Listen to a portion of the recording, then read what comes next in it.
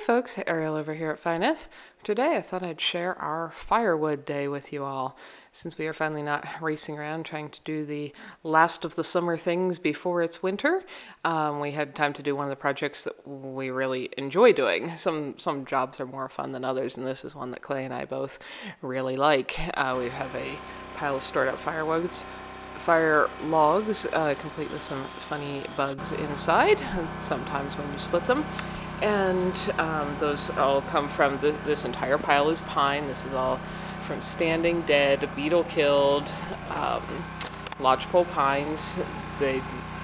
Most of these have been dead for a decade or more. They came from places where they fell across paths or trails or roads and such, and as they got cleaned up, we made a firewood pile and finally had the time to get to working on some of it. So that is what we're doing here. My brother Micah came over and helped as well. We'd been helping him a lot with getting his cabin done, which I might be able to share with you here in a little bit. And it's mostly done. And so he came and helped us do firewood. So we all kind of took turns with the different jobs.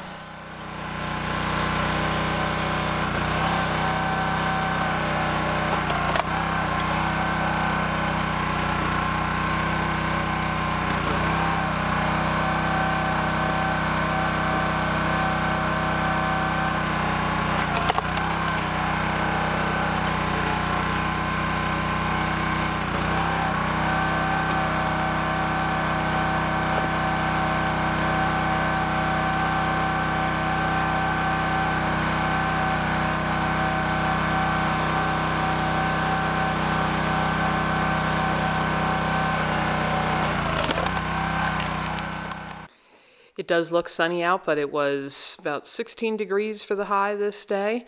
It can get warm if you're working hard in the sunshine still, but it wasn't actually very warm on the thermometer. But that is excellent weather for wood splitting. Wood splits beautifully when it is that cold, and this it's like I said, it's just a fun project. We kind of took turns being the one splitting and stacking, and well, the two men did most of the running the chainsaws to cut through the bigger logs. That's not my favorite job. It's just loud and noisy, and if they'd rather do that, I'd rather do other parts. Anyway, so we got quite a bit of firewood. It put in the wood pile savings account under the lean-to on this day, and it's a lot of fun. It's fun to do projects like this and work together, but I figured because I always get a ton of questions on all this stuff, and if you want, you can go check out the whole playlist called wood stove and firewood stuff on wherever you watch these videos and see lots more info. But yes, we do burn pine. It's almost the only tree that grows in the area where we live. Sometimes we burn a little bit of aspen. It's softer than pine, but sometimes we have dead aspens as well, and very rarely a cottonwood. Cottonwoods will turn to mush almost right away, so they don't make a very good heating thing at all. But it's not hardwood. We live many miles from where any hardwoods grow, so that's not what anybody here burns. And does pine make creosote in your chimney? No, coal fires make creosote in your chimney. If you burn softer woods or smaller fires or damp them down, all of those things can lead to cooler fires and therefore creosote. But the creosote is an entirely different thing than pine sap. Some people seem to think because they look a little bit similar that the creosote comes from pine sap. That's just not true at all. And anyway, as long as you burn hot fires and don't try to damp them down, you can burn pine for years and years and never have any issue at all with that. Splinters off way sideways and makes curly cues instead of nice rectangles.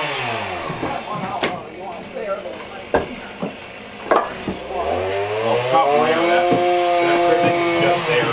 Just pick from pile. Yeah. Well, like the top 4 pieces, it looks like.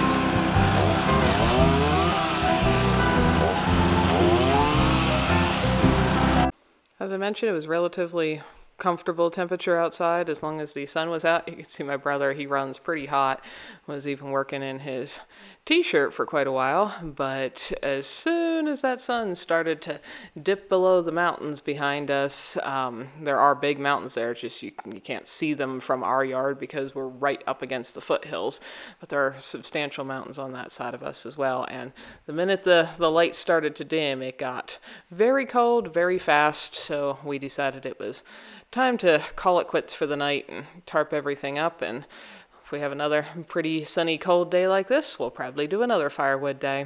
But that's one of our fun projects around the homestead, and using the big log splitter is sure nice for going through big chunks full of knots that would be a lot harder to split by hand like I do the little pieces. Hope you guys all have fun projects to do, preparing for winter or storing up savings of supplies for the future, and good friends to do them with.